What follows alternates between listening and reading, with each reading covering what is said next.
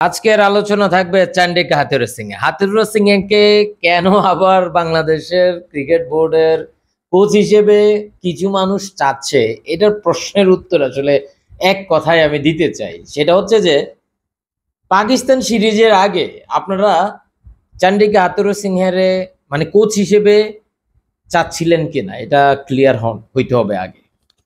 আমার কাছে মনে হয় 99.99% বাংলাদেশের ক্রিকেট সংশ্লিষ্ট অথবা বাংলাদেশের ক্রিকেট যারা দেখে সবাই এক বাক্যে স্বীকার করবে যে হাথুরুসিংহে মানে হাতুড়ারে আমরা চাই না, তাই তো?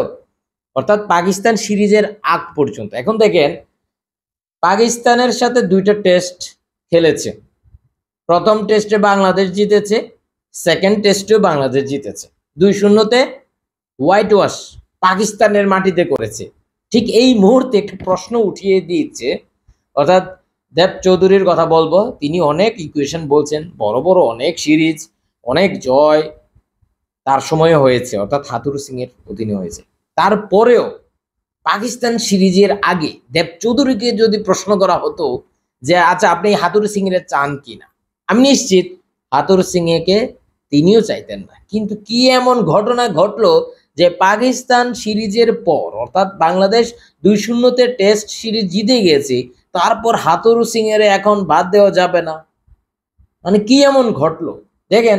ঠিক আছে, মানলাম তিনি প্রধান কোচ, এবং তিনি প্রধান কোচ থাকাকালীন পাকিস্তানের বিপক্ষে 2-0 জিতেছে। ওকে, এখন আসেন একটু অ্যানালাইসিস করি, একটু যুক্তি মিলান। দেখেন, আবার সবচেয়ে আরেকটা প্রশ্ন আলোচনা করার আগে একটু বলে নিই যে ঠিক এই মুহূর্তে বাংলাদেশ অনেক ভালো খেলছে, হাথুরুসিংহেকে এখন বদলানো যাবে না, বাংলাদেশ ক্রিকেট চেঞ্জ হয়ে যাবে, অন্যদিকে চলে যাবে। এই কথাগুলো কিন্তু বলছে দেব চৌধুরী। আমি তার উদ্দেশ্যে তাকে জাস্ট একটা অ্যান্সার দিতে চাই যে দেখেন, ভারত টি-20 বিশ্বকাপ জিতেছে, রাহুল দ্রাবিড় কোচ ছিলেন, সে কিন্তু কন্টিনিউ করে নাই। গৌতম গম্ভীরকে নিয়ে আসা হয়েছে। কেন নিয়ে আসা হয়েছে? ভারত কি এখন অন্যদিকে চলে যাচ্ছে, অন্যদিকে চলে যাবে? আমার কাছে মনে হচ্ছে না। আপনারা যারা দেখছেন ভিডিও, আপনারাও হয়তো বলবেন যে না, ভারত তো অন্যদিকে যাচ্ছে না, ভারত তো ভারতের মতো খেলছে।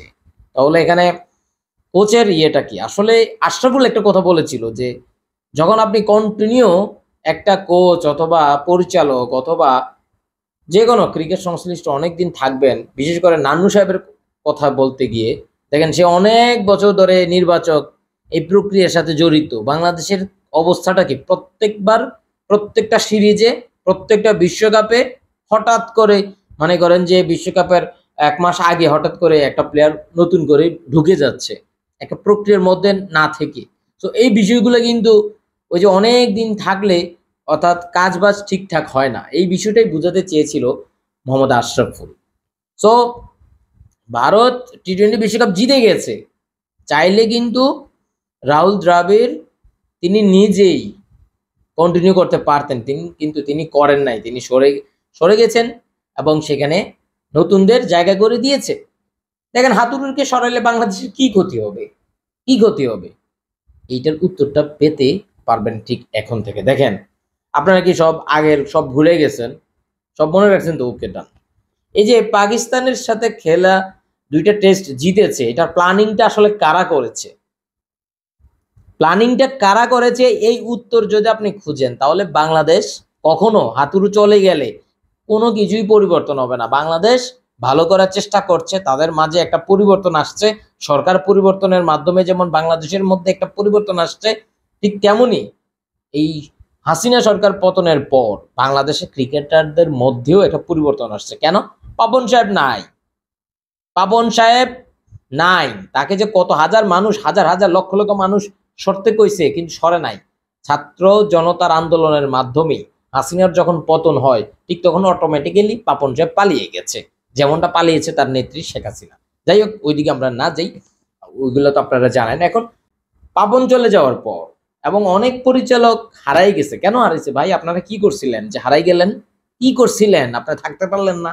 তো এই বিষয়গুলো কিন্তু ম্যাটার করে।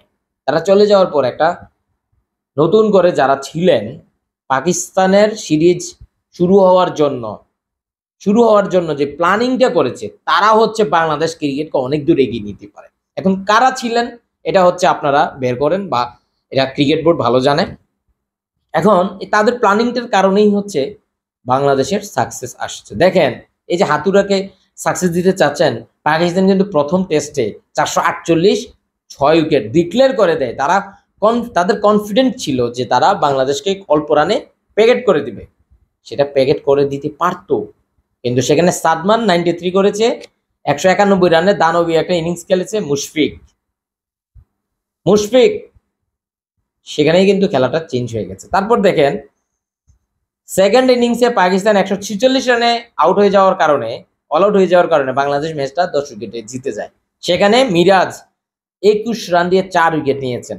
মিরাজ নামটা মনে রাখতে হবে। সেকেন্ড টেস্টে দেখেন 26 রানে 6 উইকেট নাই, মানে হাতুড়ার ক্রেডিট কোথায়?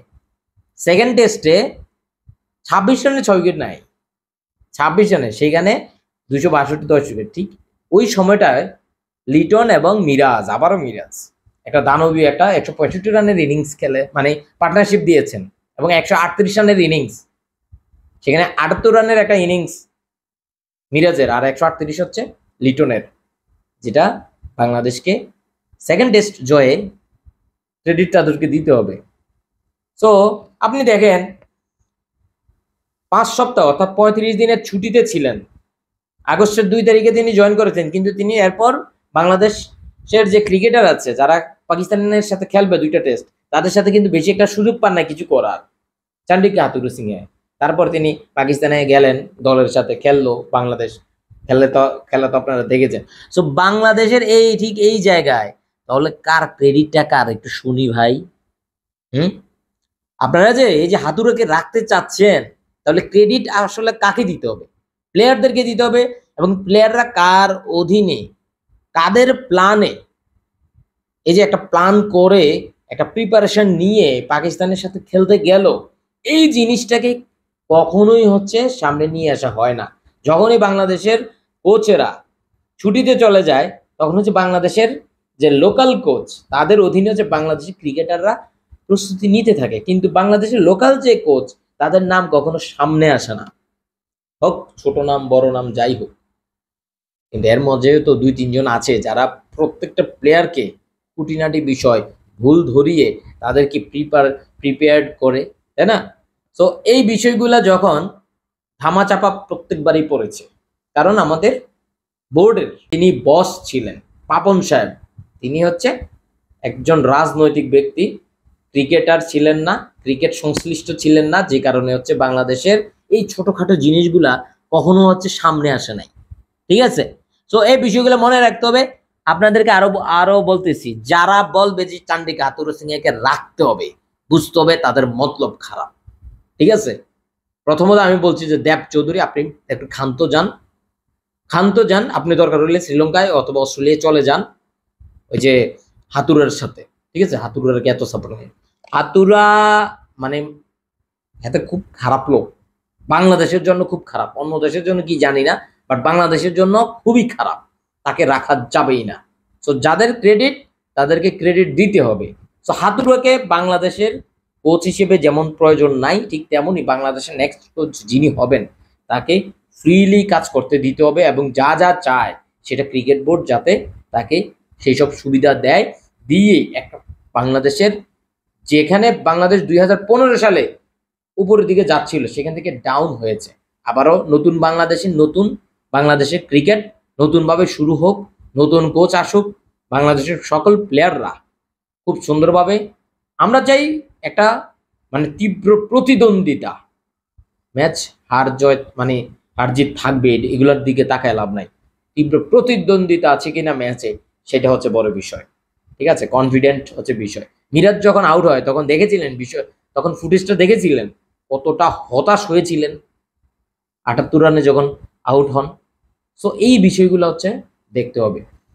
তো বুঝতেই পারছেন যে আসলে হাতুড়ুকে আমাদের দরকার আছে কিনা। সো ধন্যবাদ, আশা করি আমার এই আলোচনা থেকে আপনারা একদম ক্লিয়ার মেসেজ পেয়ে গেছেন। হাতুড়ুকে আমাদের দরকার নাই, আমাদের তাকে তাড়াইতে হবে নতুন একজন কোচ, যার অধীনে বাংলাদেশ খুব সুন্দর চমৎকার ভাবে সামনের যে ইভেন্টগুলো আছে বিশ্ব মঞ্চে এবং সামনের যে সিরিজগুলো আছে খুব সুন্দর চমৎকার রেজাল্ট বয়ে আনবে।